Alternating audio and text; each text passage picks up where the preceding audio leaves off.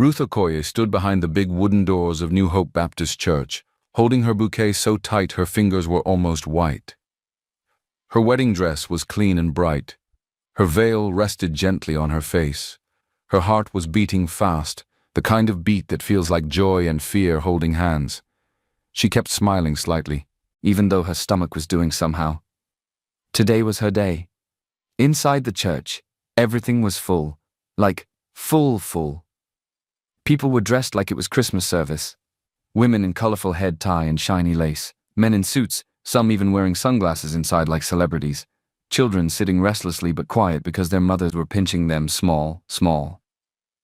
Phones were already out, not even hiding. Some people were recording the flowers. Some were recording the aisle. Some were doing selfie videos like, "Guys, we are live at Ruth Okoye's wedding. This is big." Ruth heard it all from behind the door, and it made her laugh and shake at the same time. Auntie Juliana Carter, her loud, dramatic auntie, was moving up and down like a police patrol. Auntie Juliana's gel was standing like a crown. Her lipstick was sharp. Her eyes were even sharper. "Ruth," she called softly but strongly, like she wanted to whisper her, but her spirit refused. Ruth turned. Auntie Juliana held her cheeks with both hands. "My baby, you are fine like money," she said, her voice thick with emotion. "See as you feel fresh. Today you will not cry, oh, God forbid." Ruth smiled. "Auntie, I won't cry." Auntie Juliana nodded hard like she was signing agreement. "Good. Because if anybody tries nonsense today, I will scatter the whole program. I don't care if it is the choir." Ruth laughed, nervous laughter. "Auntie, please." But even with the joking, Ruth's eyes kept shifting like her mind was checking something every second. Victor Ajayi, her groom, the man she was about to marry. Victor was the kind of man people liked to look at. Clean haircut, nice smile, always looking neat and expensive, even when he wore simple clothes. He was ambitious, too, the type that talked about future like it was something he already held in his pocket. He had promised her. He had looked into her eyes last night and said, "Tomorrow is our beginning." So Ruth believed him. Pastor Emmanuel was near the altar already, adjusting his microphone and clearing his throat like a man preparing for battle. He was a gentle pastor, but today his eyes were moving around more than usual. Maybe because weddings in Nigeria can turn into a prayer point very fast. He glanced at his watch. Then he looked toward the side door. Ruth couldn't see his face clearly, but she felt something shift in the air, like a small, cold wind passed through. Auntie Juliana noticed, too. She leaned toward one of the bridesmaids and hissed, "Where is Victor? Don't tell me this boy is doing African time on wedding day." The bridesmaid forced a laugh. Maybe he's just settling. Ruth swallowed. She told herself the same thing. Maybe he's just settling. Maybe he's coming. The organ music started softly, like the church was ready to begin. Ruth breathed in and out. This was it. This was her dream. This was the moment she had waited for. She held her bouquet tighter. Her lips moved in a silent prayer. "God, please, let today be good." 10 minutes passed. Nothing. The soft music in the church started sounding awkward now, like it was playing for nobody. Ruth was still behind the door, still smiling small, but her smile was beginning to shake at the corners. Auntie Juliana was now standing with her hands on her waist. "Where is this boy?" she muttered. Pastor Emmanuel checked his watch again. This time, he sighed. The whispering inside the church began. At first it was small. Then it grew. People were turning their necks. Some were standing to peep. Phones that were meant to record the bride now started recording the empty front. Ruth's chest started tightening. She tried to keep her face calm, but her eyes were starting to look wet. 20 minutes. Still nothing. Auntie Juliana walked to the side and started calling somebody. "Hello, where are you people? Please, where is Victor Ajayi? Is he on his way or what?"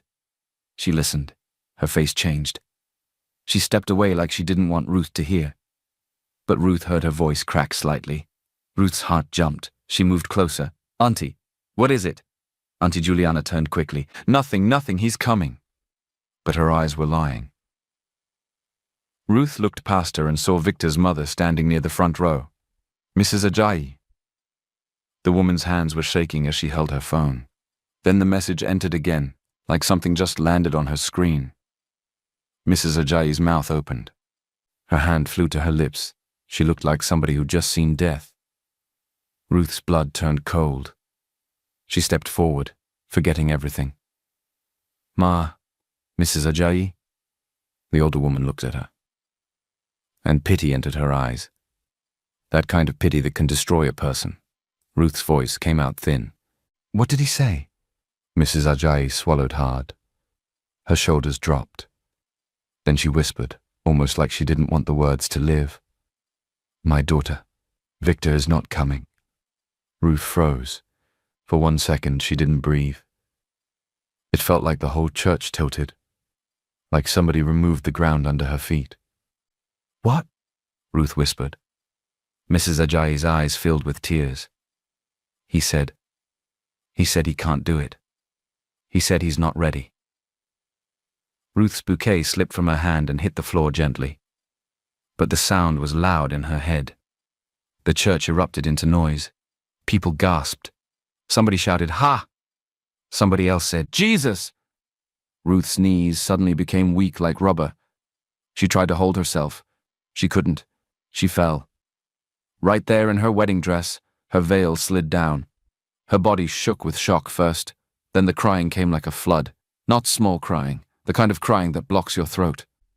Ruth held her chest, trying to breathe, trying to understand, trying to wake up from what felt like a bad dream. But it was real. Victor had left her, on her wedding day, in front of everybody. Auntie Juliana screamed like thunder. "En? Victor did what?"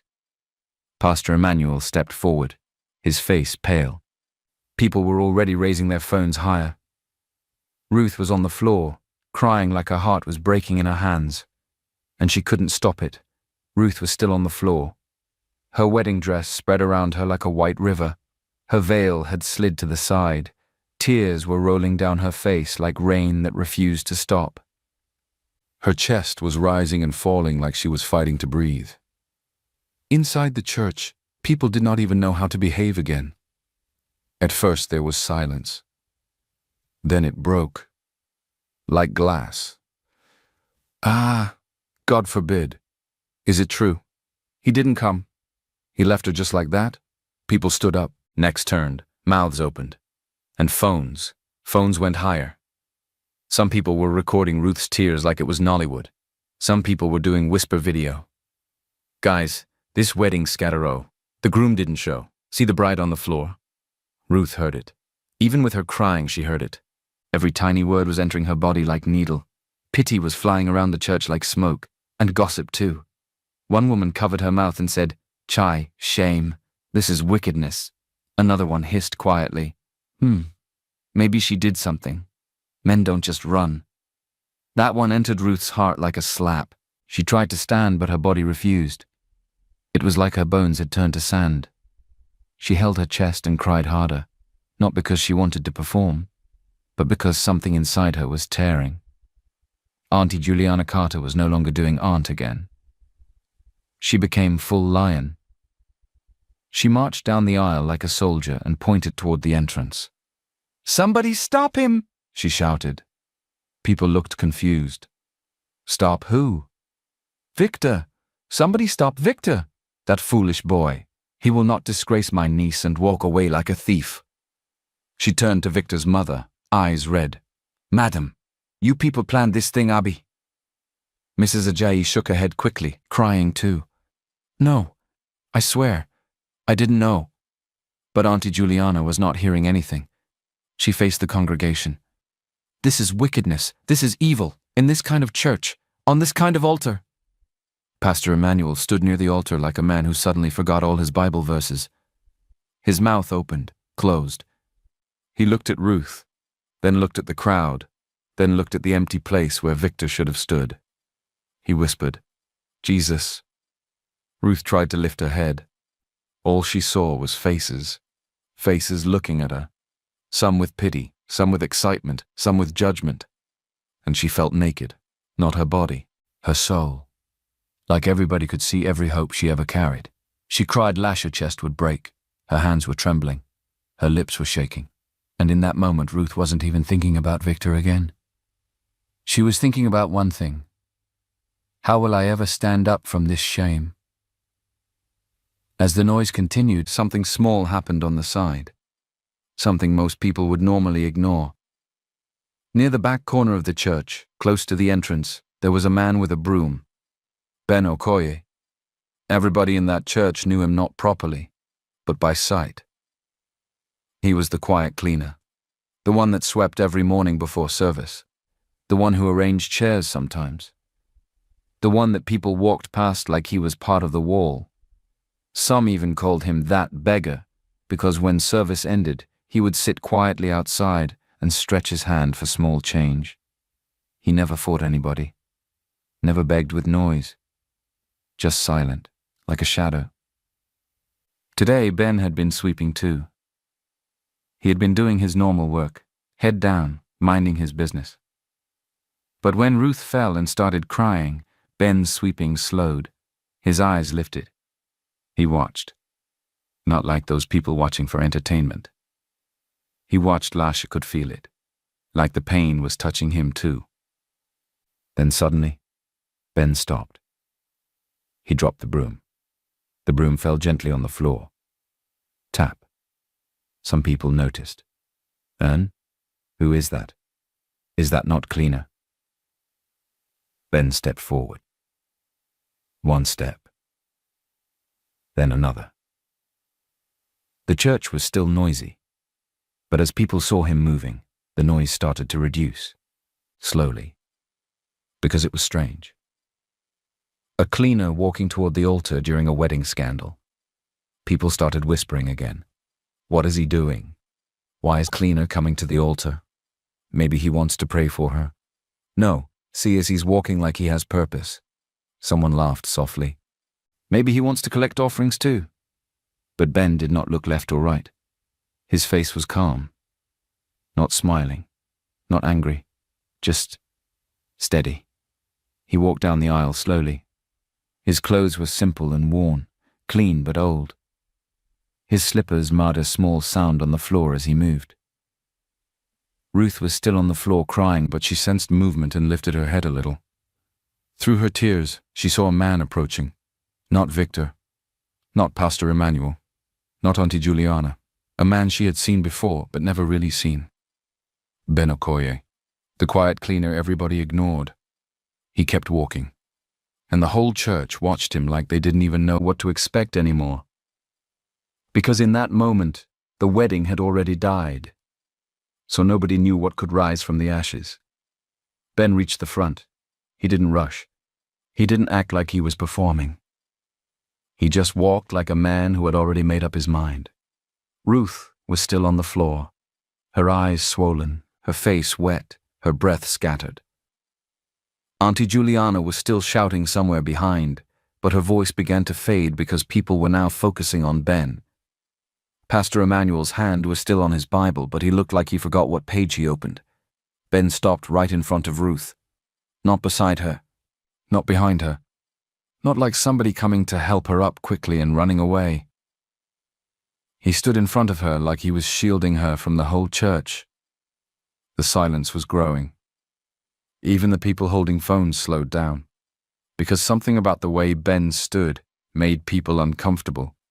Then Ben did the thing nobody expected. He bent slowly, and he went down on one knee, right there, right in front of Ruth, right at the altar, exactly where the groom was supposed to stand. A sound escaped the church like one big breath. Ah, Jesus.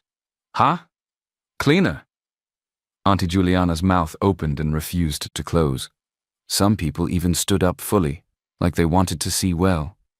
Ruth blinked through tears, thinking maybe her eyes were deceiving her. Ben Okoye, kneeling? For her own groom ran away, but the cleaner was kneeling. Ben lifted his face and looked at her. His eyes were calm, not pity, not mockery, not madness, just steady, like water that doesn't shake even when the wind is loud. Ruth's throat tightened. She couldn't even speak. Her lips moved, but no sound came out. The whole church froze like somebody pressed pause. Phones stayed up, but even the people recording were now confused. Because this was no longer gossip. This was something else. Ben's voice came out low and clear. Not shouting, not begging, not shaking. Ruth. Ruth's heart jumped at the way he said her name, like he knew her pain, like he was calling her back from the place she had fallen. Then he said it. Very simple, very direct. Ruth, if he won't marry you, I will. For 1 second, the church didn't even breathe. Then chaos burst out again. What? Get up. This is madness. Somebody stop this nonsense. Cleaner, shift. Are you okay? A man even shouted from the side, This is not your place. Auntie Juliana moved like she wanted to run forward. God forbid, Ruth, no, stand up. Don't let this poor man add another disgrace. But Ben did not move. He remained on one knee. Like the shouting was wind, and he was a tree with deep roots. Ruth stared at him. Her brain was not catching up. She was confused. Everything inside her was confused. Her groom left. Her life scattered. Now a cleaner she barely knew was proposing to her in front of everybody. Why? Why would he do that? Was he trying to use her shame? Was it pity? Was it attention? Was it some kind of joke? Ruth's voice finally came out, small and broken. Why? Why are you doing this? Ben's eyes did not flinch. He spoke softly, but every word landed heavy. Because you should not leave this church today feeling unchosen. Ruth's tears fell again, but different this time. Not only pain, something like shock. Ben continued, still kneeling. You came here to be loved, not to be displayed and thrown away. Ruth shook her head slowly, like she couldn't accept what she was hearing. But I don't even know you. Ben nodded once, calm. You don't have to know me, not today. He lifted his hand slightly, not touching her, not forcing anything, just offering. I just don't want you to stand up from this floor and walk out like you are nothing, like you are abandoned, like you are shame. Ruth's chest rose sharply. Her eyes moved around the church. All those faces, all those phones, all that judgment. And in front of her, one man was not laughing, not gossiping, not recording, just staying. Ruth swallowed hard, still confused, still scared, still wondering what kind of man steps forward in another man's disaster and offers himself as cover. She looked at Ben again, voice trembling. But why me? Why now? And Ben stayed kneeling, waiting, like he was ready to answer, but he would not rush her heart. Ben stayed on one knee, still looking up at Ruth like he was waiting for her answer, not forcing it. Ruth's lips parted again. The question was still sitting on her tongue. Why me? Why now? But before Ben could speak, bang! The church doors swung open hard. Everybody turned. Even the phones tilted toward the entrance like camera people in Nollywood. A tall, elderly man stepped in slowly, dressed in a clean native attire that screamed class without shouting. His cap sat firm on his head. His walking stick tapped the floor once, kappa, like punctuation. The air in the church changed immediately, like when a principal enters a noisy assembly ground. People started sitting down without even being told. Whispers erupted, but this time it was fear and respect mixed together. Papa Patrick. Nah, him. Ah, the billionaire donor. He is here, Papa Patrick Okoye, a wealthy donor in the church, a respected elder, the kind of man whose presence alone is like offering time. Even Pastor Emmanuel straightened up quickly, like his spine remembered manners. Auntie Juliana's mouth opened again, but no sound came out this time. Because you don't shout when a man like Papa Patrick enters. Papa Patrick's eyes scanned the altar. He saw Ruth on the floor in her wedding dress. He saw Ben on one knee. He saw the confusion in the church. He didn't look shocked. He looked prepared. He nodded once, calm. Then his voice came out deep and confident. I knew I should come early. The church went so quiet you could hear somebody's phone vibrate. Papa Patrick walked forward slowly, not rushing, not apologizing for stepping into the moment. People cleared the aisle for him without being asked. He stopped close to the altar and looked at Ben. Then he looked at Ruth. Then he raised his chin slightly and spoke. "The Spirit told me something was going to happen today." Murmurs started again. Soft ones. Careful ones. Then Papa Patrick continued, firm. "And I came because I needed to see it with my own eyes." He pointed his walking stick lightly toward Ben, not accusing, just confirming. "This boy, Ben, he was sent." Ruth blinked fast, like she wasn't sure she heard right. "Sent." Papa Patrick faced Ruth now. His voice softened small, but it still carried weight. "My daughter, don't question God's assignment." Ruth's throat tightened. Her heart was beating too fast. Papa Patrick added, "People will shout, people will insult, people will laugh." He turned his head slightly and looked across the congregation like a warning. But nobody here will stop what God is doing. And truly, nobody dared to object. Because Papa Patrick was not just respected, he was a billionaire. His name alone was a blessing to the church. If he said God is in it, even the loudest person suddenly became a choir member. Pastor Emmanuel cleared his throat nervously, like he was trying to remember if the Bible had a page for unexpected altar proposal. Auntie Juliana touched her chest, breathing hard. Chaos still existed, but it reduced. Not because people suddenly agreed, but because Papa Patrick's presence was heavier than their opinions. Ruth looked back at Ben again. Ben was still kneeling, still steady, still waiting. And now, an elder like Papa Patrick was standing behind him like heaven was backing the madness. Ruth's mind was spinning. Then a loud voice exploded from the back. "Ruth!" Victor Ajayi stormed into the church like a man possessed. Suit rumpled, tie loose, hair rough, face sweating, eyes wild with anger and regret. He looked like somebody that ran outside, argued, panicked, then remembered shame has consequences. When he saw Ruth in the wedding dress, his face softened for 1 second. Then he saw Ben on one knee. His whole expression changed instantly. Like fire poured inside him. "What is this nonsense?" Victor barked, pointing. "Get away from her!" He started marching down the aisle with aggression. Phones went up again, this time with excitement. Because drama had returned. Auntie Juliana screamed, "See him! See the fool!" Victor didn't even look at her. He pushed forward, but as he reached close to the altar, someone stepped out and blocked him. A young man, broad shoulders, solid stance, eyes sharp. David Okoye, Ben's younger brother. He positioned himself in front of Victor like a gate that doesn't beg. Victor stopped, breathing hard. "Move!" Victor snapped. David didn't. Victor tried to step around. David shifted with him, blocking him again. Victor's lips curled with disrespect. "Who are you?" David replied coldly. "I'm the one telling you to calm down." Victor scoffed. "I'm not calming anything down." Then Victor pointed at Ben with pure insult. "Look at this, poor cleaner, smelly nobody." He laughed bitterly. "Is this your plan? To use my wife's embarrassment and come and act like hero?" David's jaw tightened. Victor snapped at him again. "And you, get out of my way." Ruth flinched. Not because she was scared of Victor anymore, but because she couldn't believe the audacity. Victor turned fully to Ruth now. "Ruth, stand up, let's go. This is madness." Ben finally spoke again, still calm, still on one knee, but his voice carried authority now. "Victor."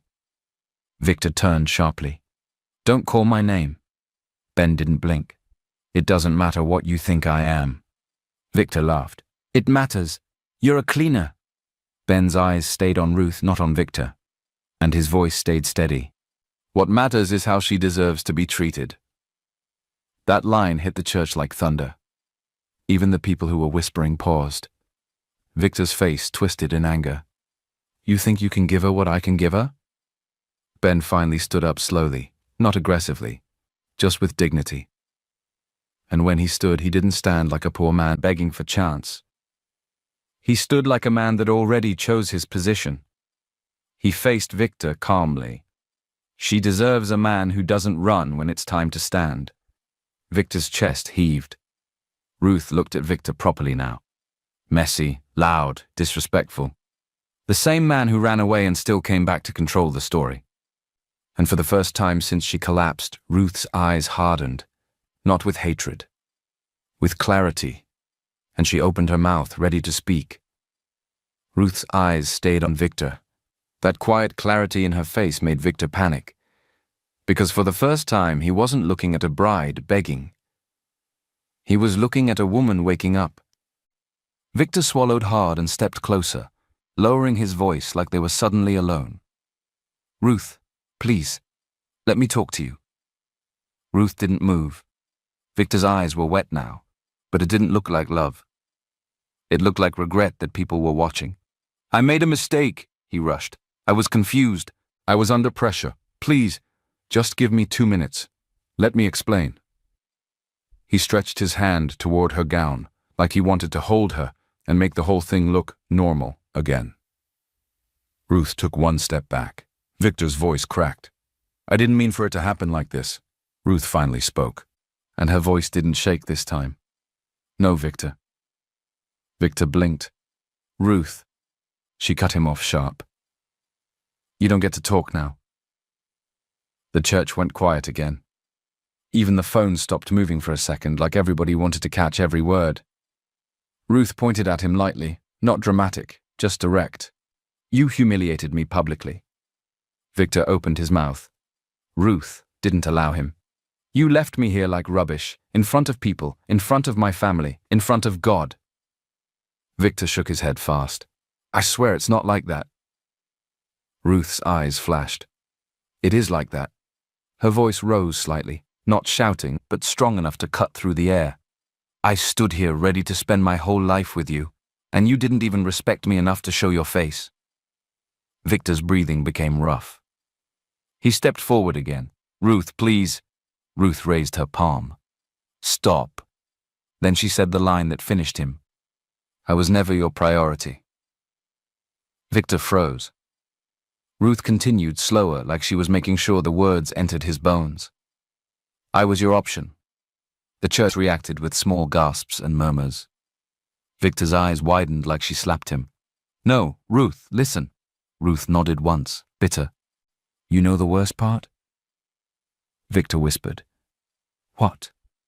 Ruth's lips trembled, but she held herself.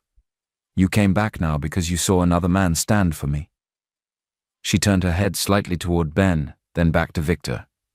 "You didn't come back because you love me. You came back because you don't want to lose control." Victor's face broke. "Ruth, I beg you." He lowered himself slightly, as if he wanted to kneel. But it was too late. Ruth looked him straight in the eye and finished it. "You abandoned me at the altar. So don't come and pretend I'm still yours." Victor stood there, stunned, like the church floor had shifted under him. And then, slowly, Ruth turned away from Victor. She turned toward Ben. Ben had not moved. He didn't rush her. He didn't smile like he won a competition. He just stood there, calm. And then he gently stretched out his hand toward her, not grabbing, not forcing, just offering. Ruth stared at Ben's hand like it was a bridge. She wasn't sure if it would hold her weight. Her breath came out shaky. Then she looked up at Ben's face. Her voice broke. "Why did you do it?" Ben's eyes stayed soft. Ruth swallowed. "Was it pity?" Her eyes watered again. "Did I look like a charity case to you?" Her voice lowered. "Like, 'Sorry, madam, take this help' kind of thing." Some people in the church started whispering again. But not gossip whispers. This time it was emotional whispers. Because they could feel it. Ruth was not trying to be proud. She was trying not to break completely. Ben shook his head slowly. "No." Ruth's lips trembled. Ben stepped a little closer, still respectful, still giving space. Then he spoke, deep and comforting. "Nobody deserves to be abandoned like that." He looked at her dress, then back to her eyes. "That shame is not your portion, Ruth." Ruth's shoulders shook. Ben continued, voice gentle but firm. You didn't do anything to deserve that pain. You didn't come here to be laughed at. You came here to be loved." He paused. Then he added something that sounded simple but landed heavily. "And even if the whole world chooses to look away, nobody should collapse alone." Ruth's eyes squeezed shut. A tear ran down her cheek. Ben's hand stayed open, not pushing, just waiting. Ruth opened her eyes again. Her body was trembling, but something in her face changed. Like she picked dignity and dropped shame. She reached out slowly. Her fingers touched Ben's palm. And she said it, small voice but strong meaning. "I accept." For 1 second there was silence. Like the whole church needed to confirm what they heard. Then the church erupted. "Oh my God. Jesus. Ha! Is this real?" Phones went higher like people wanted proof that madness truly happened. Pastor Emmanuel's mouth opened and refused to close. His eyes were wide like his brain left his body. Auntie Juliana screamed something. Nobody even understood it. Then her eyes rolled back. "Jesus." She fainted. 2 women quickly held her before she hit the floor. Ruth still held Ben's hand, breathing hard. And Ben held her steady. Not like a hero. Like a man who meant what he said. "Read the vows." Ruth's hand was still in Ben's hand. The church was still noisy, like a market during Christmas rush. Phones were up. People were shouting. Some were laughing from shock. Some were crying like they just witnessed a miracle. Pastor Emmanuel stood there like a man whose soul stepped outside his body for fresh air. Then Papa Patrick clapped. Not a small clap. The kind of clap that sounds like order. Clap, clap. The church went quiet again, instantly. Because when a respected elder like Papa Patrick speaks, even stubborn spirits behave. Papa Patrick raised his chin and looked at Pastor Emmanuel. "Pastor Emmanuel," he said loudly, "read the vows." Pastor blinked like he wanted to ask if he was dreaming. "Sir, Papa Patrick." He looked at Ruth, looked at Ben, looked at the entire church like "Una sure say this one no be film?" Then he cleared his throat. "My children, are you both serious?" The question was not even for drama.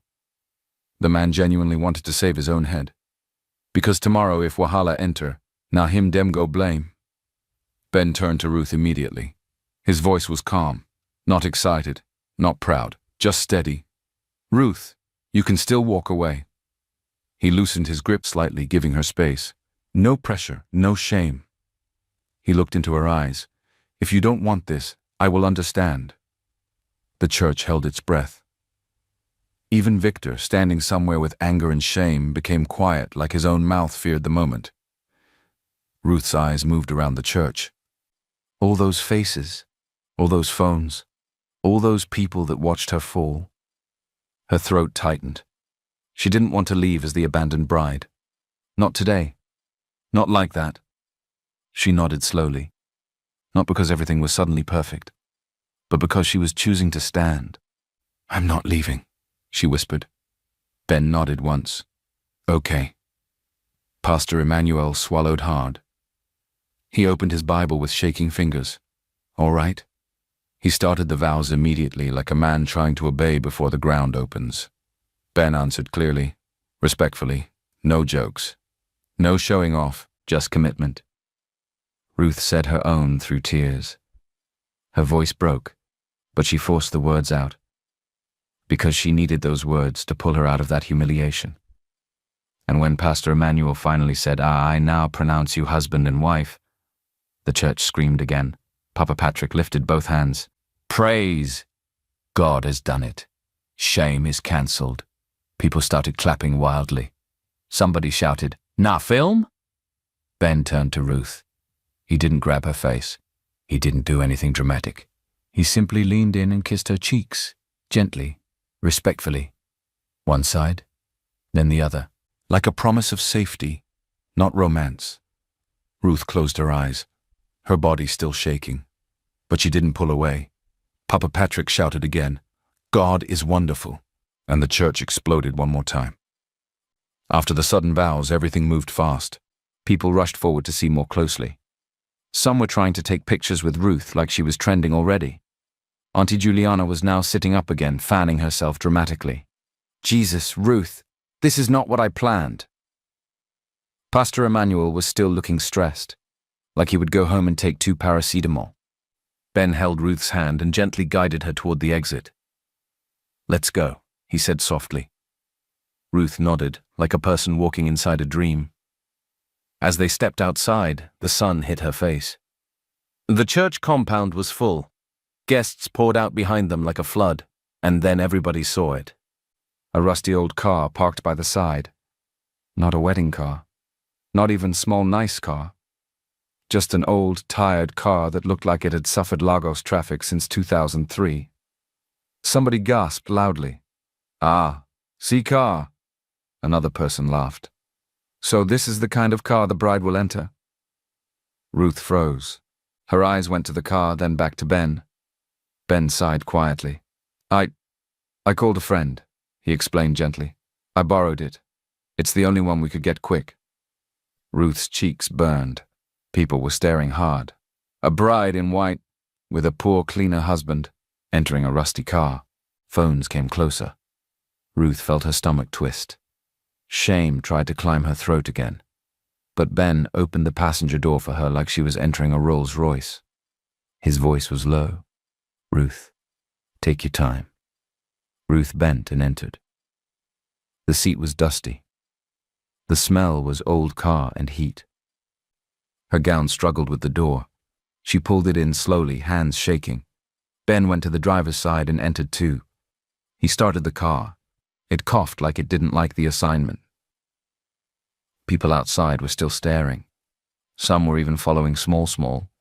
Ruth sat stiff. Her mind was blank. Her heart was heavy. She felt numb, confused, ashamed, like she wanted to disappear. As they drove out of the church compound, Ruth finally whispered, voice shaking. Ben. Ben glanced at her quickly, then back to the road. Yes. Ruth swallowed. I don't know what I just did. Ben slowed his voice, gentle like he was talking to someone about to faint. You're safe. Ruth's eyes filled again. But everyone? Ben interrupted softly. Let them look. He kept driving, steady hands. Today you stood up from the ground. He nodded once, like he meant it. People stare at what they don't understand. Tomorrow they'll move to another matter. Ruth's breathing was shaky. Ben added, quieter. You're not a joke, Ruth. You're not a shame. You're a human being, and you deserve peace. Ruth stared at him, her chest still hurting. But his voice was doing something small inside her, like putting a blanket over a wound. The old car moved forward into the Lagos road, and Ruth, still in her white gown, sat beside a man she barely knew, going into a life she never planned. The old car kept rolling forward, swallowing distance between Ruth and the church she left behind. Traffic noise filled the air, honking and shouting the usual Lagos soundtrack, but inside the car it felt like another world. Ruth stared out the window without really seeing anything. Ben drove with calm focus, hands steady on the steering wheel. After a while, he spoke gently. We're almost there. Ruth didn't answer. She only nodded once, small and tired. They turned into a quieter street. Not fancy, not dangerous, just ordinary. The kind of place people come home to, lock their gate, and mind their business. Ben parked in front of a modest block of flats. Paint slightly faded, but the compound looked clean. A few slippers outside some doors, a small generator somewhere humming like it was tired of life. Ben came down first and opened Ruth's door. Take your time, he said. Ruth stepped out slowly, lifting her dress. Her white gown looked strange against the everyday environment, like a wedding had accidentally dropped into normal life. A woman on a balcony glanced and whispered to someone inside. Ruth's body tensed. Ben noticed. He didn't rush her. He simply walked beside her, close enough to feel safe, not close enough to suffocate her. They climbed the stairs. 2nd floor. Ben brought out his key and opened his door. Ruth stepped in, and she paused. The apartment was small but neat. Not the kind of place rich people post online. But it was clean. The floor was swept.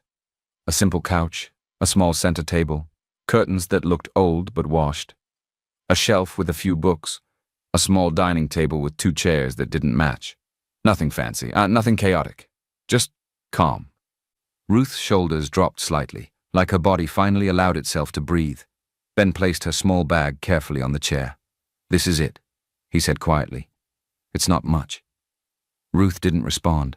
She only looked around slowly, taking it in. The silence was doing something to her. It was not the painful silence of being abandoned at the altar.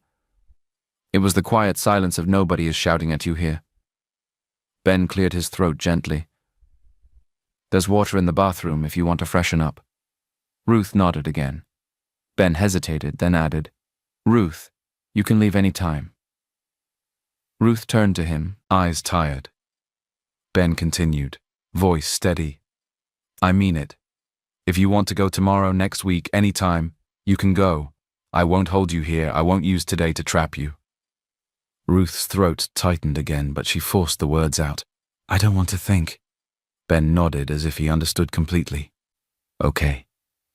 Ruth looked away, blinking fast. "I just want peace," she whispered. Silence. Ben's eyes softened. "You'll have it." He stepped back, giving her space. Ruth walked toward the small bedroom door he pointed to. Her dress brushed the floor. Her steps were slow, heavy, like she had carried a whole crowd on her head all day. And for the first time since the church, she entered a room where nobody was recording her pain. Ruth had barely settled. She had only changed into a simple wrapper Ben offered her, washed her face, and sat on the edge of the bed like a woman still waiting for her mind to return. Then she heard it. A loud knock. Not normal knocking. The kind of knocking that comes with anger. Bang, bang, bang. Ben was in the living room. He stood up immediately, alert. The knocking came again. "Open this door." Ben's jaw tightened slightly. He walked to the door, and before he could even touch the handle, the voice continued, "Ben, I know you're inside." Ruth's heart jumped. She stood, wrapper tight around her body, suddenly afraid again. Ben opened the door, and a tall man stormed in like he owned the building. His eyes were sharp. His face was tense. His shirt looked expensive, the kind people wear when they are coming from something important. Ruth recognized him instantly. Michael Okoye, her older brother. "Ruth!" Michael shouted, rushing forward. "What are you doing here?" Ruth froze. The room that felt quiet a few minutes ago suddenly felt too small. Michael turned to Ben like a lion. "You!" he barked. "What is this nonsense? How dare you take advantage of my sister?" Ben didn't flinch. He stood still, calm and straight, like a wall. "I didn't take advantage of her," Ben said quietly. Michael laughed, bitter and loud. "So you didn't? A whole wedding scattered and suddenly you are the hero? You think we are stupid?" He pointed at Ben's chest. "You saw her at her weakest and you grabbed your opportunity." Ruth tried to speak, but her voice didn't come out. Michael's anger was loud enough for all of them. Ben's voice remained steady. "She came here because she wanted peace." Michael stepped forward aggressively. "Peace? Don't use sweet words to cover nonsense. Ruth is not your charity project." He looked at Ruth. "Ruth, come, now." Ruth swallowed hard. Her eyes moved between Ben and Michael. Michael softened his tone slightly, but it still carried command. "Come home. We will handle this. We will fix it." Ruth's chest tightened. Home suddenly felt like noise, questions, judgment, everybody talking at once, everybody deciding things for her. Ben spoke again, calm but firmer. "Michael, she can decide." Michael snapped his head toward him. "You're still talking." Before the argument could rise higher, the door opened again, and the air in the room changed instantly.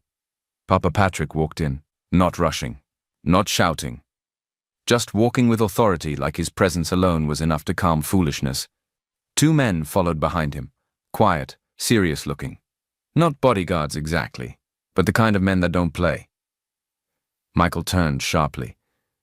Papa Patrick? Papa Patrick didn't greet him with warmth. He looked at Michael like a man looking at a child misbehaving in public. Michael Okoye, Papa Patrick said calmly. Lower your voice. Michael's chest rose and fell. Sir, with respect. Papa Patrick lifted one finger. With respect, he repeated. You will not come here and turn this place into another church scene. Michael tried again, voice strained. But this man... Papa Patrick cut him off, still calm. This man stepped in to save your sister from public disgrace. Michael scoffed. Save her, or trap her? Papa Patrick's eyes hardened slightly. Listen to yourself. Your sister was humiliated in front of the whole world, and your first concern is to accuse the one person who offered her dignity. Michael went quiet. Not because he agreed, because Papa Patrick's tone did not leave room for stubbornness. Papa Patrick turned to Ruth now, his voice softer. My daughter. What do you want? Ruth's lips parted. She breathed in slowly. Her voice came out low but clear. I want quiet. Michael stared at her. Ruth. She looked at him, tired but firm. Please. Not today. Michael's face tightened. His pride fought her words. His protectiveness fought her choice. Papa Patrick nodded once, as if that settled it. Then she will stay. Michael shook his head. This is not... Papa Patrick's voice dropped, calm but dangerous. It is. And if you truly love your sister, you will let her breathe. Michael looked at Ruth again. Ruth didn't beg. She didn't explain. She only stood there, choosing calm with her eyes. Michael swallowed his anger like hot tea. Then he pointed at Ben one last time. If anything happens to her, Ben answered without blinking. Nothing will happen to her. Michael looked at Ruth again. Then stiffly he turned and walked out. Papa Patrick watched him go, then faced Ben. You did well, he said simply. Ben nodded respectfully. Ruth sat down slowly, like her legs suddenly remembered they were weak. And the apartment became quiet again. But this time, the quiet had survived a storm. Morning light entered the small apartment gently, slipping through the curtains like it didn't want to disturb anyone. Ruth opened her eyes slowly. For a few seconds, she didn't remember where she was. Then reality came back. The church, Victor, the phones, the vows, the old car, the apartment. Her chest tightened. She sat up, breathing carefully. She looked down at the wrapper she wore and the simple t-shirt Ben had given her to sleep in. Everything felt unreal. Like yesterday was a dream someone forced her to watch. Ruth stood and walked out slowly into the living room. The smell of food hit her nose. Simple food. Warm food. She followed the smell and found Ben in the tiny kitchen area. He was stirring something in a small pot, calm like it was a normal morning. On the counter was bread, a plate, tea. He turned when he heard her footsteps. Good morning, he said softly. Ruth stared at him like she was still trying to understand him. Ben didn't stare back too hard. He just smiled lightly and went back to what he was doing. I made something small, he said. Just tea and bread and noodles. You can eat if you want. Ruth sat down slowly at the small table. Her hands rested in her lap, fingers twisting slightly. Ben brought the plate and set it in front of her gently, as she might break. Ruth watched him. How are you behaving like this? She finally asked, voice low. Ben looked at her. What do you mean? Ruth's eyes narrowed, not with anger but confusion. You are too calm, too kind. Ben gave a small smile. Ruth continued, words coming out faster now. Why are you like this with me? You don't even know me. People are not normally this soft.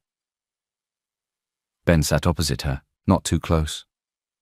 He rested his elbows lightly on the table. Ruth's voice dropped. Is this how you are with strangers? Ben smiled again, a little wider this time. Yes. Ruth blinked. That's not normal.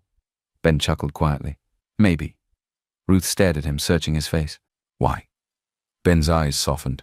His voice stayed gentle. Because life is already harsh. He paused, then continued like he was choosing his words carefully. People wake up and fight the world every day. Money, sickness, rejection, family pressure, shame. It is a lot. Ruth swallowed. Ben went on. So when life roughs someone up, I don't want to be another hand pushing them down. He nodded toward her plate slightly. You needed a soft place to land. That's all. Ruth's eyes filled again. But this time the tears weren't only pain. They were also confusion. And something she hadn't felt since yesterday. Relief. She lowered her gaze to the food. Her voice came out small. Thank you. Ben didn't make it big. He simply nodded and said, Eat first. And Ruth, still shaking inside, still unsure of everything, picked up the bread slowly and took her first quiet bite in a long, long time. Ruth chewed slowly, still trying to calm her mind. Ben's words, life is already harsh, kept echoing in her head like a soft song. She lifted her teacup, took a sip, then placed it down. For the first time since yesterday, her breathing felt normal. Then, a knock came. Not the violent knocking from last night. This one was controlled, sharp, professional. Ben's eyes changed immediately, just for a second. Like a man who had been resting but suddenly remembered something heavy. He stood up. I'll get it, he said, voice calm. Ruth watched him walk to the door. Ben opened it slightly. Two men stood outside, both in suits, clean shoes, earpieces. The kind of men who looked like they came from air-conditioned offices, not this small compound. One of them spoke first, low and respectful. Good morning, sir. Ben stepped out into the corridor and pulled the door almost shut behind him, but not fully. Ruth could still hear bits and pieces. The second man spoke now. Mr. Okoye, we've been calling. The board is already waiting. Ruth froze. Mr. Okoye, her hand tightened around her cup. The first man continued, voice urgent but controlled. Okoye Holdings needs you. There's a hostile move on the table. If you don't join the call now, they will push it through. Ben's voice came firm and quick. Not here. A pause. Then the first man again. It's the acquisition, sir. They're trying to force it. Your signature... Ben cut him off. I said not here. Ruth's heart began to beat fast. She leaned forward without meaning to, trying to catch more. The second man lowered his voice. Caleb Daniels, head of operations. I'm only here because this is serious. Ben sounded like a door closing. Caleb, leave. Caleb tried again, softer. Sir, if you don't act now, we lose control. Ben's tone stayed cold. Then we lose it. Go. Silence. Ruth held her breath. Then she heard footsteps moving away. Ben opened the door and stepped back inside like nothing happened. But Ruth's eyes were already different. They were not soft anymore. They were sharp. Ben turned toward her. Ruth. She didn't answer. Because in her head one sentence kept repeating like an alarm. Mr. Okoye. Board. Acquisition. Hostile move. Okoye Holdings. This man was not who he said he was. And the comfort she just started trusting suddenly felt like a trap. Ben walked closer. You heard something? Ruth stood up slowly, pushing the chair back. Her voice came out low. Who are you? Ben didn't panic. But his eyes looked heavy, like he had been waiting for this moment. Ruth, he said gently. Please. Ruth shook her head. No, don't please me. Ben swallowed. It's complicated. Ruth laughed once, bitter and short. Complicated? Ben stepped closer. I was going to explain, just not like this. Ruth's face tightened. So you planned to explain when it was convenient for you? Ben's voice dropped. I didn't want to add more confusion to what you were already going through. Ruth pointed at him, her hands shaking. Ben, comfort is not trust. Ben's eyes softened. I know. Ruth's voice rose slightly. You made me feel safe. You told me I could leave any time. You cooked for me. You spoke like you cared. She paused, breathing hard. But you also lied. Ben's jaw tightened. I didn't lie about caring. Ruth blinked fast, fighting tears. But you lied about who you are. Ben took a slow breath. I can't explain everything yet. Ruth stared at him like she was seeing him for the first time. And why not? Because you think I can't handle it? Or because you're hiding something worse? Ben's voice came out pained. Because explaining it now will put you in a bigger mess. Ruth stepped back. So I'm already in your mess. Ben opened his mouth, but no words came out fast enough. Ruth grabbed her small bag. Ben moved toward her. Ruth, please don't go like this. Ruth's eyes were wet, but her tone was firm. I would rather walk into confusion with my eyes open than stay in peace built on lies. Ben stood still. Ruth reached the door. Ben's voice followed her soft. I never planned to hurt you.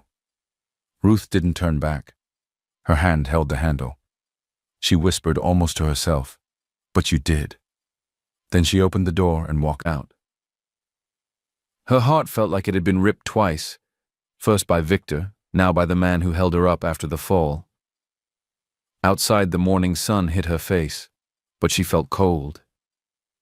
She walked down the stairs slowly, like she didn't trust her own legs.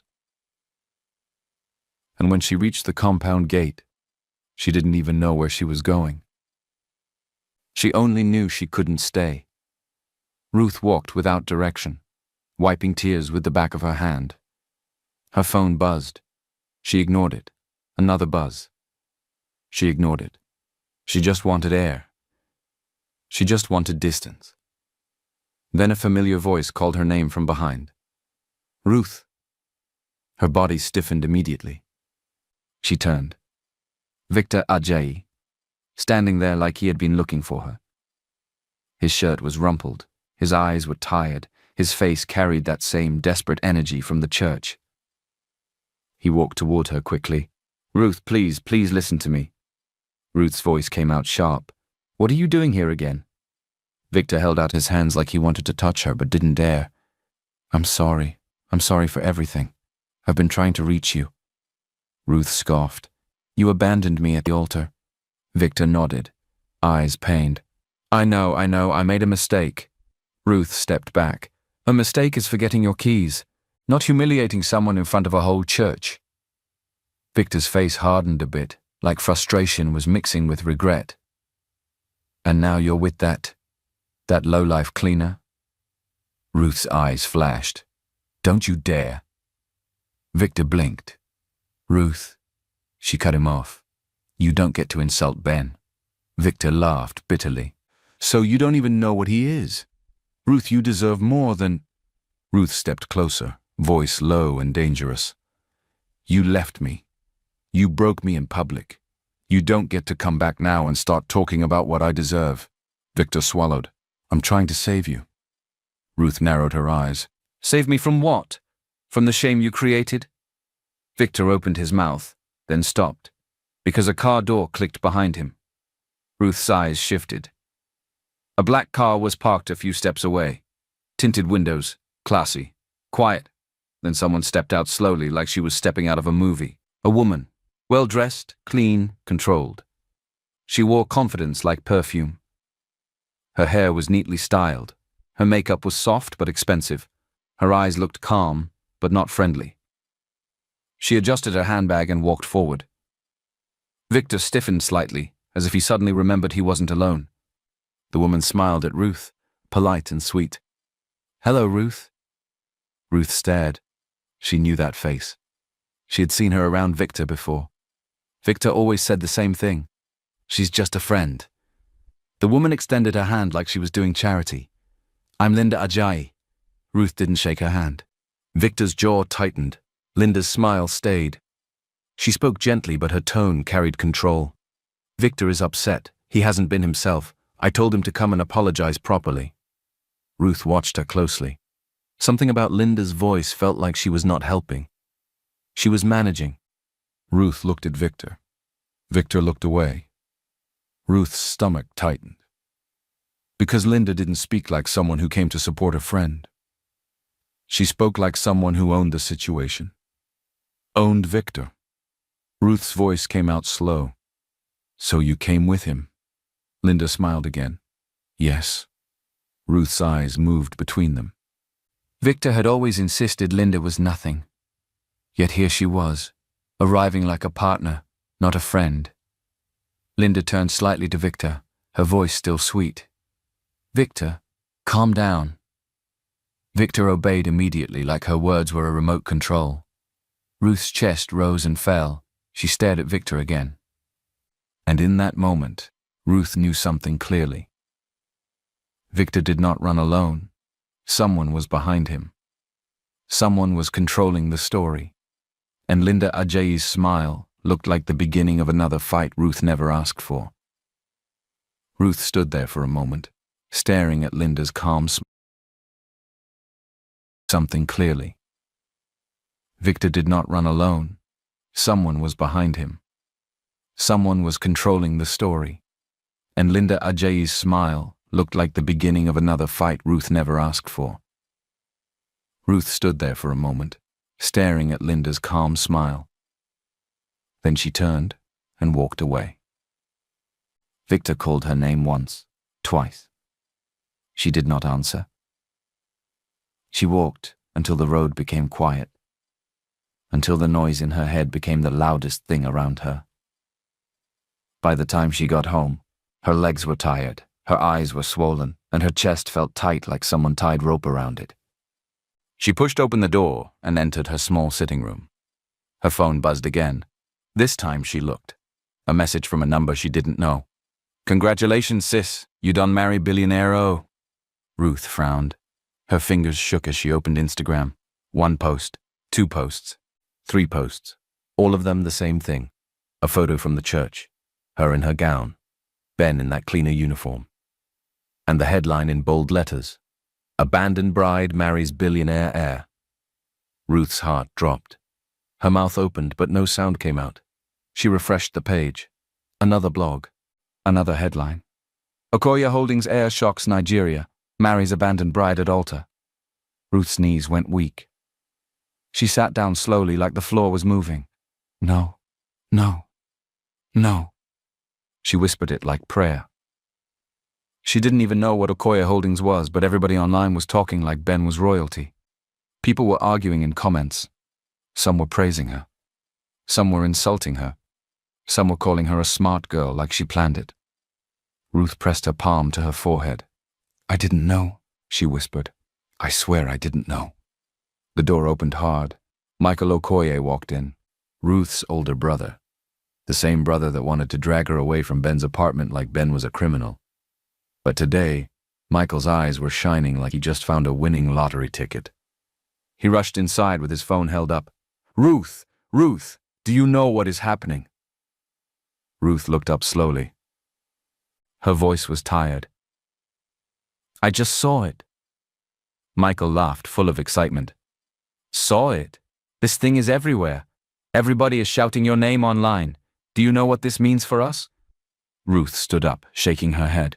"Michael, please, not now." Michael moved closer, lowering his voice like they were planning something. "This is it. This is our breakthrough. You can't spoil it." Ruth's eyes filled. "I didn't marry him for money." Michael waved his hand like that statement was small. "That's not even the point. The point is that you are married to him now, so you must go back there." Ruth stared at him. "Go back where?" "To him. To that house. To that life. Ruth, do you know the kind of doors this marriage can open?" Ruth's voice rose, hurt inside it. "So that is what you see? Doors?" Michael frowned. "Ruth, be wise." Ruth stepped back. "No, you don't understand. I'm not playing a game." Michael sighed dramatically. "You think I don't understand? I understand very well. You are now Mrs. Okoye. Do you know what that name can do?" Ruth's tears fell. That name is the reason my life is shaking again.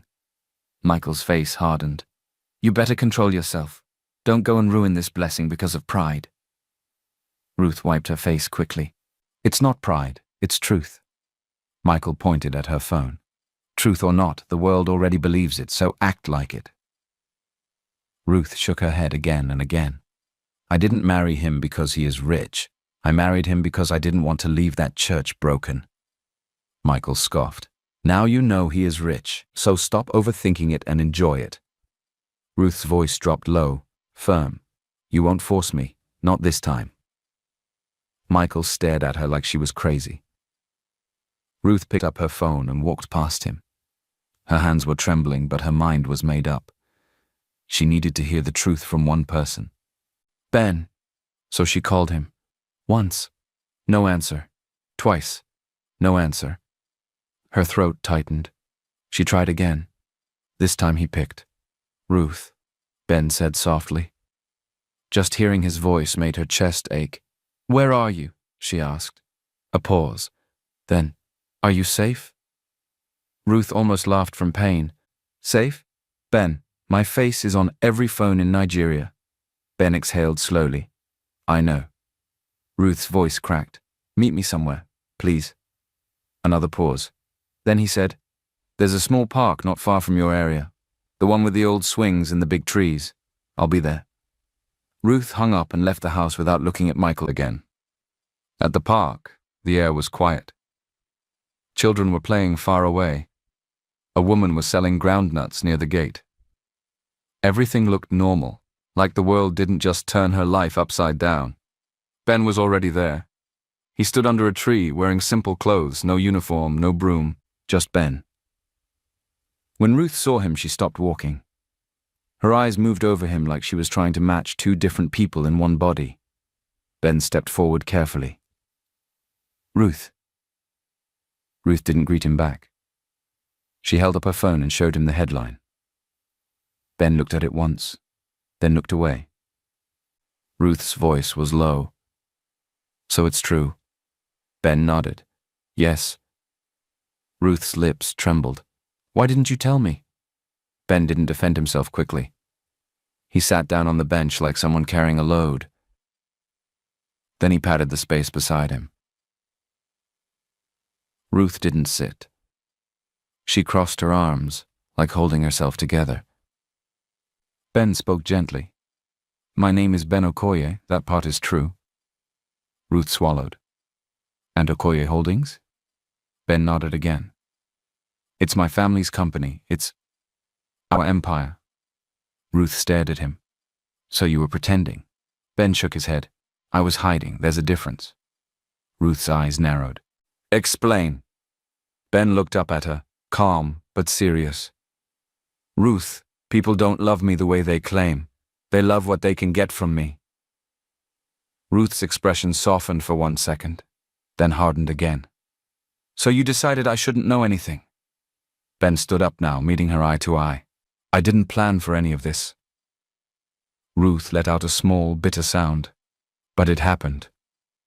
Ben nodded. Yes.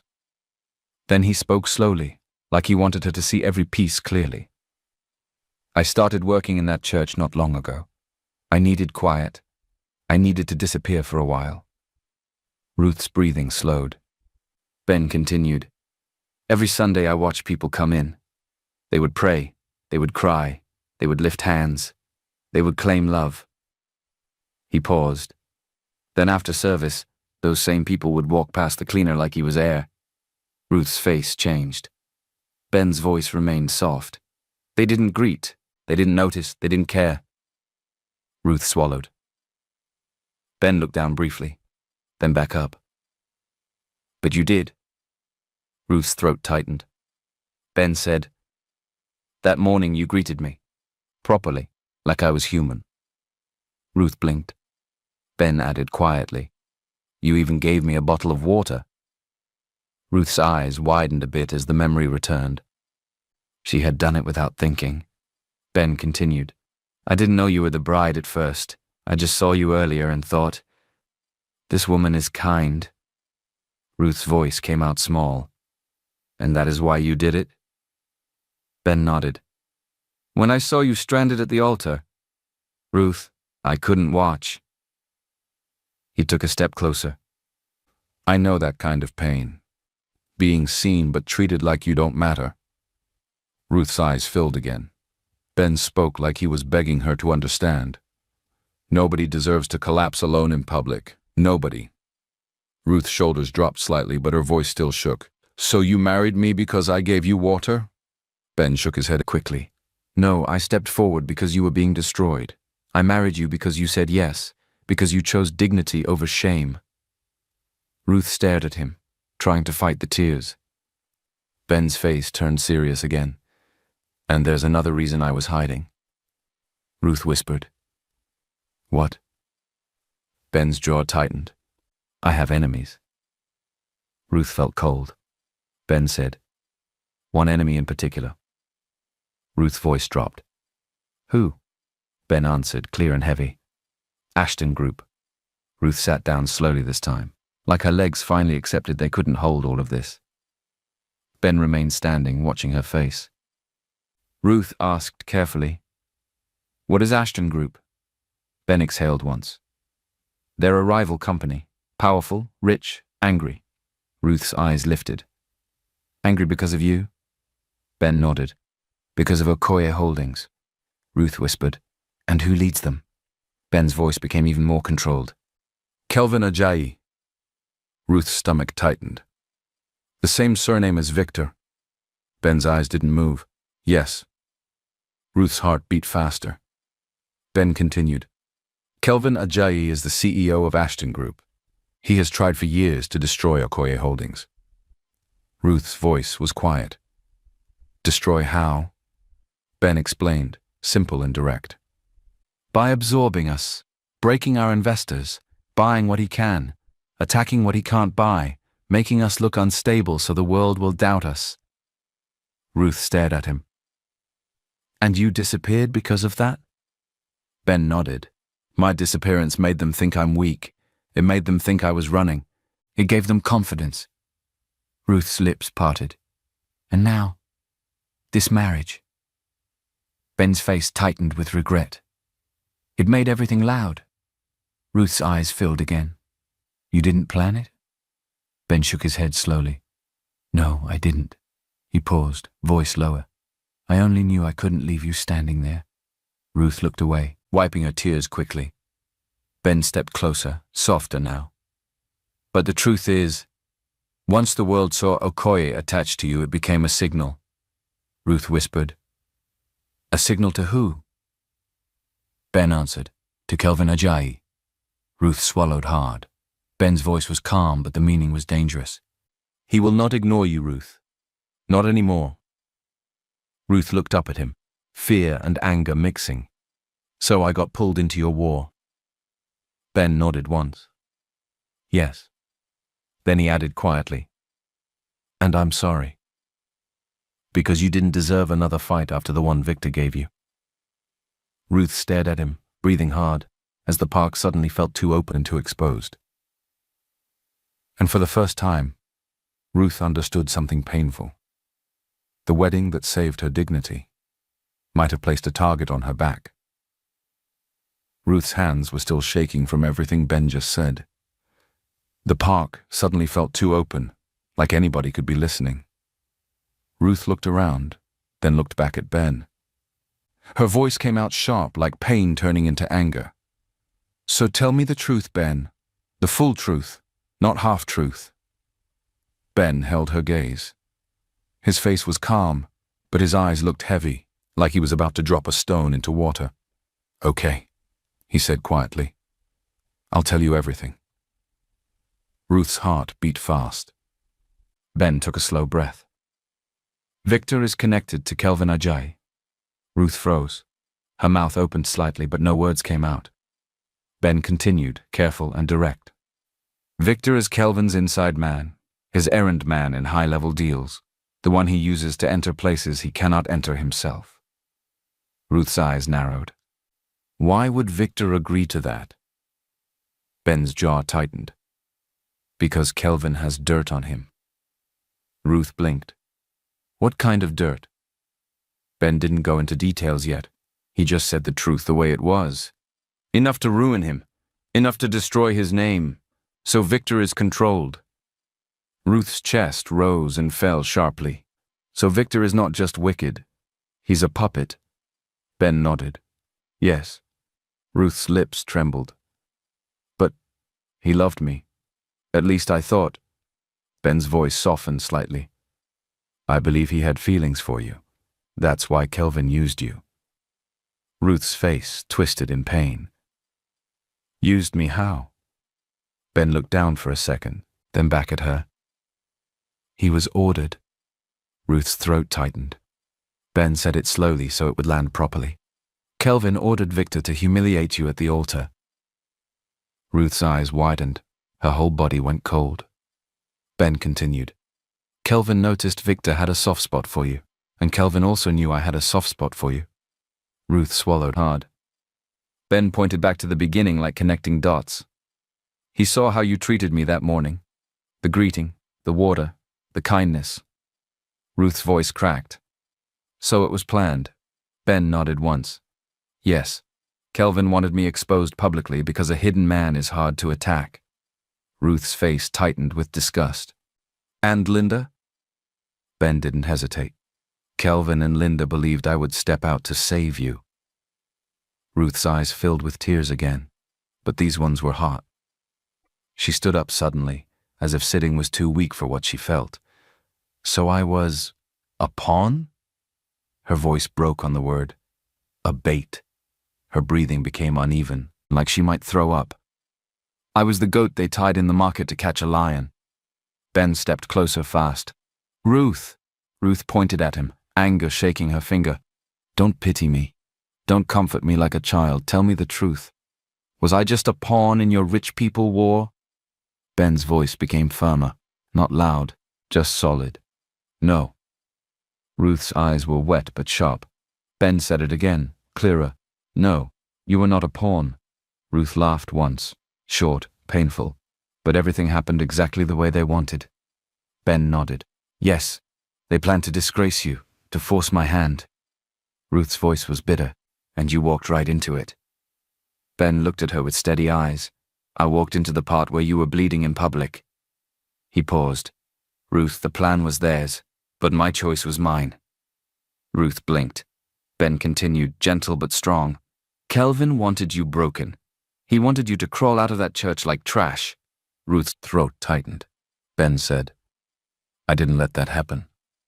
Ruth's tears fell. Ben stepped closer, lowering his voice. You didn't deserve what Victor did. You didn't deserve what Kelvin planned, and you didn't deserve to be used. He shook his head slowly. But you were not a pawn to me. You were a human being I refused to watch collapse. Ruth covered her mouth with her hand. She turned away, breathing hard. Ben waited. Then Ruth whispered, almost like she was asking the air. So what now? Ben answered quietly. Now we take your life back from their hands. Ben didn't waste time. He didn't want Ruth staying in the open. He guided her out of the park quickly, keeping his eyes moving like someone trained to notice danger. They had barely reached the parking area when a black car rolled up and stopped smoothly. Two men stepped out. Suit, tie, clean shoes, cold faces. One of them walked forward with a small smile that didn't reach his eyes. Mr. Okoye, he said politely. Ruth's stomach dropped. Ben stepped slightly in front of Ruth, like a shield. What do you want? Ben asked. The man's smile widened. I'm just a messenger, nothing more. Ben didn't move. The man glanced at Ruth, then back at Ben. Congratulations on your surprise marriage. Ruth's hands clenched. Ben's voice remained calm. Say your message. The messenger nodded like he was enjoying it. Mr. Kelvin Ajayi sends his regards. Ruth's heart began to race. The man continued, voice smooth. He says it's nice to finally see you in the open. Ben's eyes hardened. The messenger leaned in a little, like sharing a secret. He also says, your new wife is very interesting. Ruth's breathing hitched. Ben's voice went colder. Get to the point. The messenger lifted his hand slightly, still smiling. The point is simple. He spoke slowly. If you want peace, you will cooperate. Ben didn't react. The messenger's smile turned sharper. If you don't, we will make your wife a scandal. Ruth's knees felt weak. Her mouth went dry. The messenger continued. We have press ready. We have pictures, we have stories, we have angles. Ruth's eyes widened. Ben's voice stayed controlled. Like what angles? The messenger shrugged. Whatever sells. Gold digger bride, secret mistress, church setup, billionaire heir forced into marriage. Ruth's face went pale. The messenger looked at her directly now. And madam, Nigeria loves a good disgrace. Ruth's chest tightened. Her vision blurred for a second. Ben turned his head slightly, checking Ruth. Then he looked back at the messenger. You're done? The messenger smiled. For today. Ben nodded once. Tell Kelvin this. He can't scare me with noise. The messenger chuckled softly. This is not noise, sir. This is warning. He stepped back. But don't worry. We will be in touch. He returned to the car. The door shut. The car drove off as if nothing happened. Ruth stood there, frozen. Then her breath broke. She started shaking badly. Ben. Ben. Her voice sounded like she was drowning. Ben held her shoulders gently but firmly. Look at me, he said. Ruth tried to focus. Ben's tone was calm, steady, not panicked. You're safe. Ruth's eyes were wet with fear. They are going to destroy me. Ben shook his head. No, they will try, but they won't. Ruth swallowed. Ben added, From this moment, we tighten everything. He pulled out his phone and made one quick call. His voice turned sharp and professional. Bring the car around now and call the security team. Full cover. Ruth stared at him. This was not the quiet cleaner anymore. This was a man who had fought wars before. Ben ended the call and looked at her again. I'm sorry you met my enemy this way, he said softly. Ruth's lips trembled. Ben said, But I promise you, he will not touch you. That evening, Ruth couldn't rest. Even inside Ben's place, every small sound made her flinch. A knock, a car horn outside.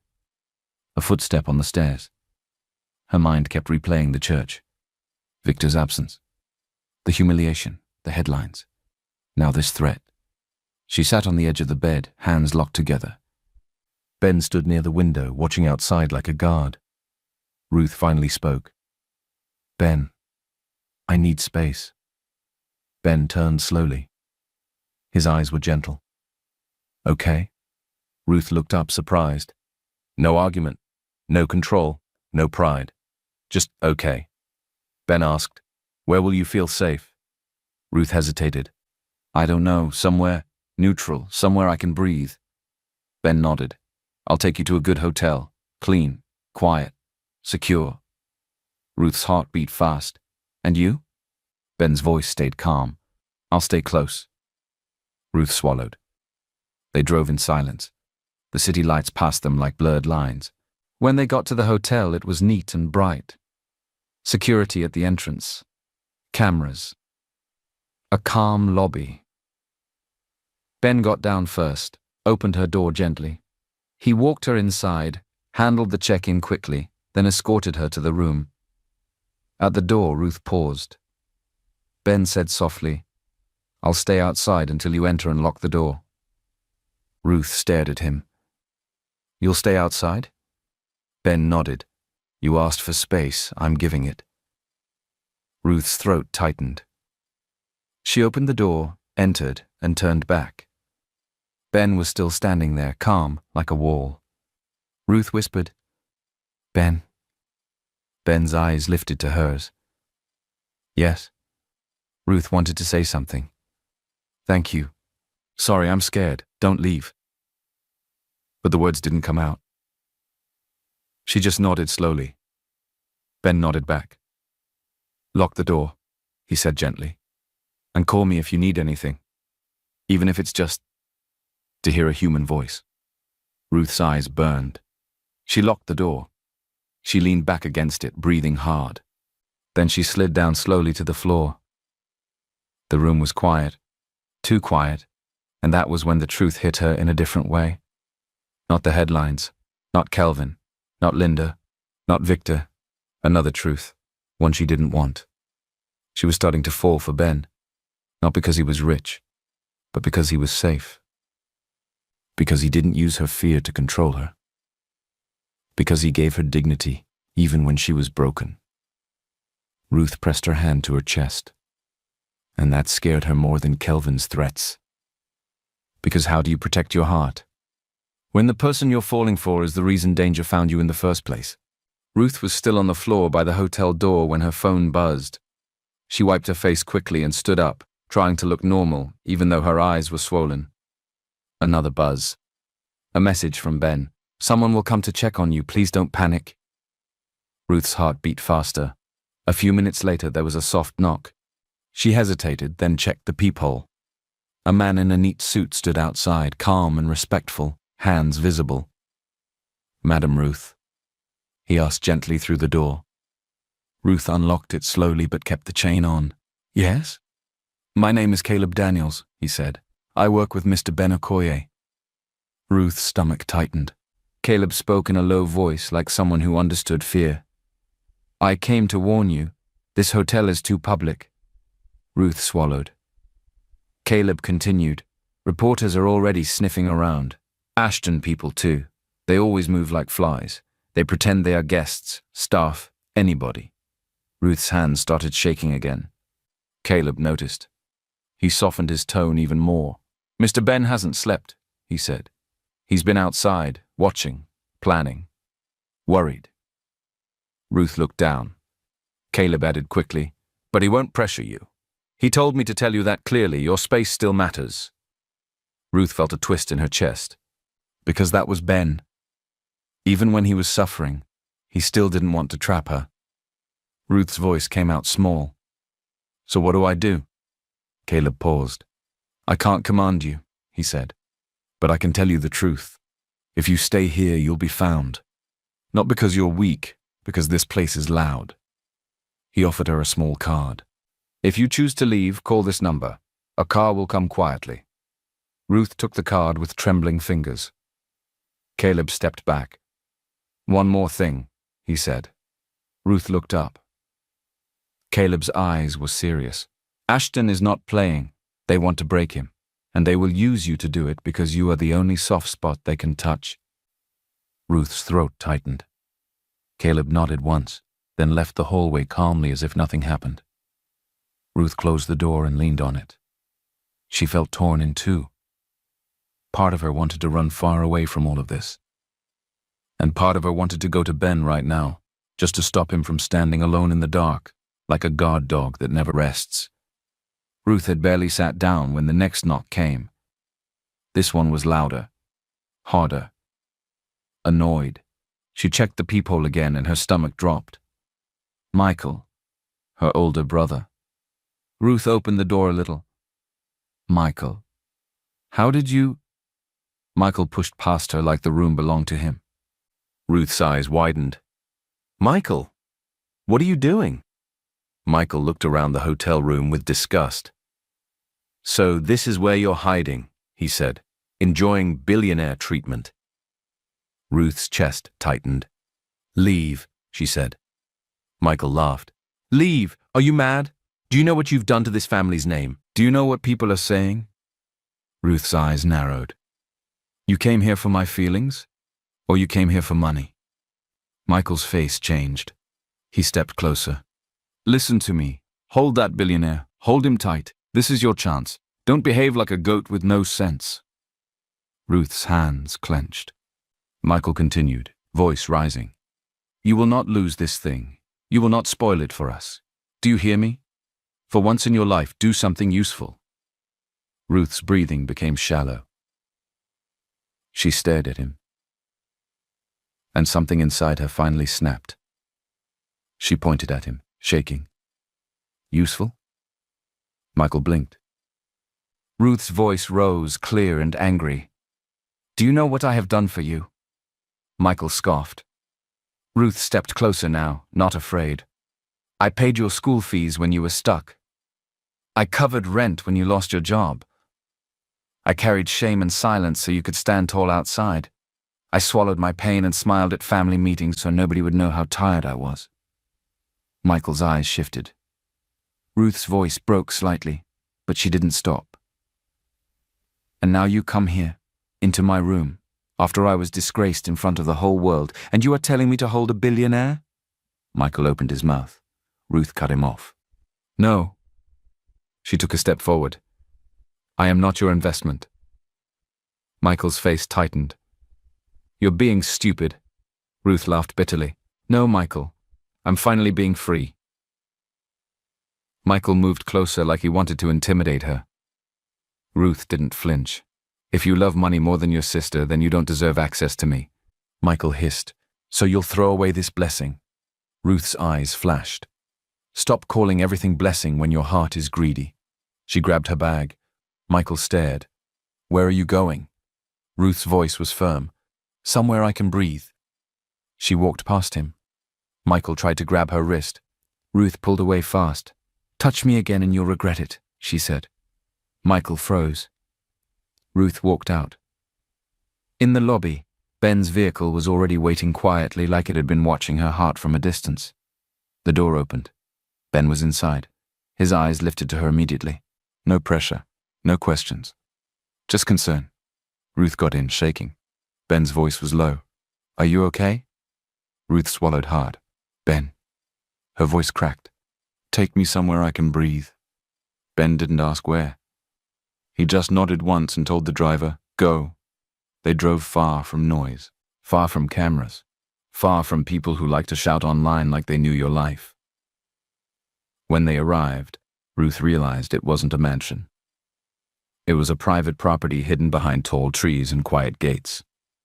Not flashy, just safe. The inside was clean, calm, warm. Ruth stepped in and something in her shoulders finally dropped. Ben stood behind her.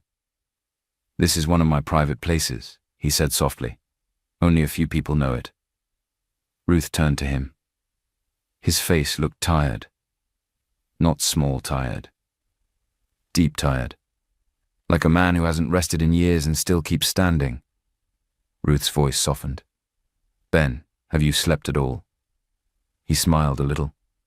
Not really. Ruth's chest tightened. They sat later in the living room, quiet. No phones screaming. No people recording. Just two humans trying to breathe. Ruth stared at her hands. Why did Papa Patrick do that? She asked. The church. His confidence. The way everybody feared him. Ben exhaled slowly.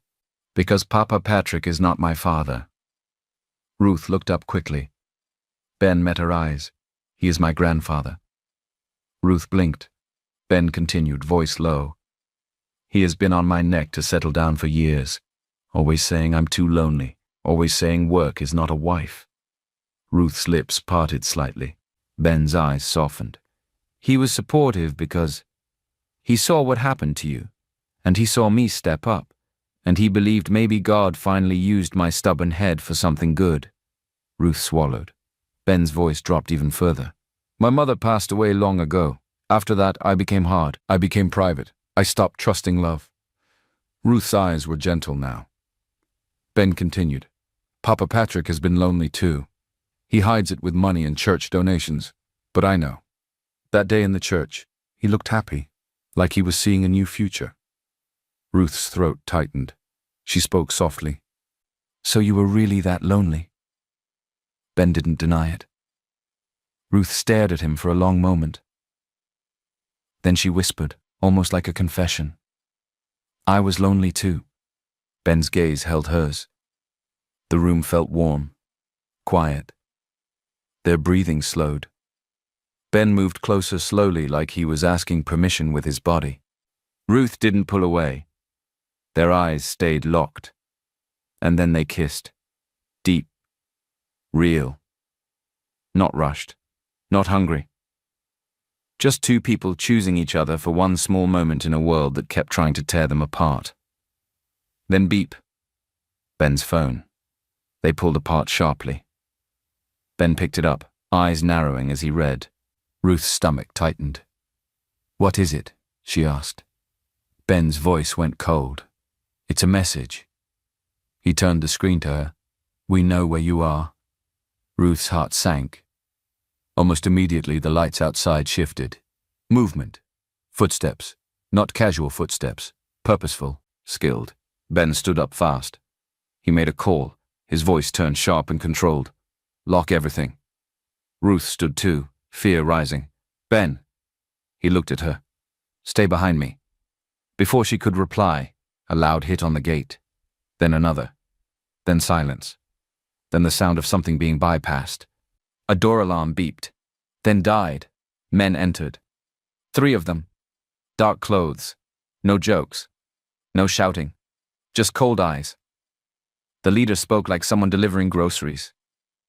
"Mr. Okoye." Ben's voice stayed calm. "What do you want?" The man smiled slightly. "An ultimatum." Ben didn't move. The man continued. "You will sell your shares. Step down quietly." Ruth's hands clenched. Ben's eyes didn't blink. "And if I refuse?" The man shrugged. "Then we expose secrets. We ruin you publicly. We scatter your name. We make sure your board eats you alive." Ruth stepped forward suddenly, eyes blazing. "Are you not ashamed?" The men looked at her like she was noise. Ruth didn't care. "You people are criminals," she said. "You break into a home and talk about shares like you're buying bread." The leader laughed softly. "You should calm down, madam. You're the reason we found him." Ruth's chest rose. She stepped forward more, voice strong. "If you think fear will make us bend, you don't know Nigerians. We survive worse than you." Ben glanced at her briefly, surprised, proud, and worried all at once. The leader's smile faded. He stared at Ben. "You have until tomorrow." Then he turned. The men retreated smoothly, like shadows. They disappeared into the night. And Ruth stood there, breathing hard. Ben exhaled slowly. "It's open war now," Ruth whispered. Ben looked at her. "Yes," he said. Then he added quietly, "But you just proved you can stand in it with me." The next morning, Ben was already dressed before sunrise. Not in cleaner clothes, not in simple wear. This time, he wore the real him. Quiet power, clean suit, calm face. Ruth watched him from the doorway. "Are you going to fight them alone?" she asked. Ben looked at her. "No." He walked to her and held her hands. "This is the final move." Ben entered the Okoye Holdings boardroom like a man who had been underestimated for too long. The room was filled. Some faces were loyal. Some were nervous. Some were waiting to see if he would finally fall. Ben didn't even sit down at first. He placed a flash drive on the table, and he spoke one sentence. "Before anyone talks about stepping down, you will watch this." Screens came on, and the evidence started rolling. Calls, messages, bank transfers, screenshots of threats, video clips of stalking, proof of hacking attempts, proof of bribery, and then the biggest one money laundering trails connected back to Ashton Group. The room shifted. Murmurs turned into panic. One board member stood up. "This is..." Ben cut in calmly. "This is Ashton Group's game." He turned slightly. "And I have a witness." The doors opened. Victor Ajayi walked in. Not polished like before. This Victor looked like a man whose lies finally caught him. Ruth was not in the boardroom, but she was watching through a secure feed from the safe house. Her hands trembled as Victor appeared. Victor swallowed hard, then spoke into the microphones. "Kelvin Ajayi ordered me to abandon Ruth Okoye at the altar." The room exploded. Victor continued, voice cracking. "He wanted Ben Okoye exposed. He said Ben would step out if Ruth was disgraced publicly." Victor wiped his face. "Linda Ajayi pushed it.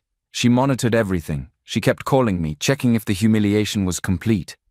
Ruth's eyes filled with tears, but this time it was not shame. This time it was relief. Truth. Finally. Linda tried to act strong at first, but the evidence didn't allow acting. Her name was all over the messages. Her instructions. Her monitoring. Her threats. The public turned on her fast. And Linda, The classy, dangerous girl who liked control became a disgrace in the same spotlight she used on others. Kelvin tried to run, but money laundering leaves footprints. The authorities moved. Accounts froze. Partners withdrew. Media poured in. And when the arrest finally happened, it was not a gentle fall. It was a public collapse. Not because Ben begged anyone, but because Kelvin built his empire on dirt. And dirt eventually smells. When the storm settled, Ben took Ruth somewhere new, a mansion, not for display, for family. Ruth's heart beat hard as they entered.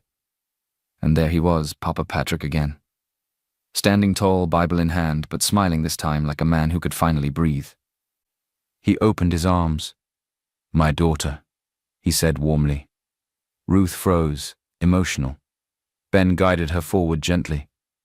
Papa Patrick held her hands. "I only wanted happiness for my son," he said. "He has been lonely since his mother passed. Work became his wife. Silence became his friend." He looked at Ben with soft eyes. "But that day in church, I saw light enter his face again." Ruth swallowed. Then the real meeting happened. Ben's father arrived. A rich man with presence. Not loud, not playful, just solid. He looked at Ruth for a long moment, then looked at Ben. "I heard everything," he said. Ben nodded respectfully. His father sighed. "I won't lie. Ben's hiding life came from pressure and betrayal. People used him. People tried to break him. So he disappeared." He looked at Ruth again. "But I can see something in your eyes. You're not here for noise." Ruth's voice was calm. "I didn't marry him for money," she said.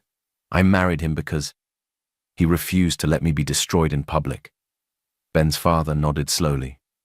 Then he said, "Welcome." Ruth's eyes burned. That night, Ben and Ruth sat outside under quiet lights, the kind that don't scream, just glow. Ben looked at Ruth seriously. "Now you know everything." Ruth's heart beat fast. Ben spoke softly. "I won't trap you." He held her hand. "You can divorce and walk away. You can leave and rebuild alone. Or," he paused, "or you can stay, and we build something real, not drama, not control, real." Ruth stared at him for a long time. Then she smiled, small, tired, but true.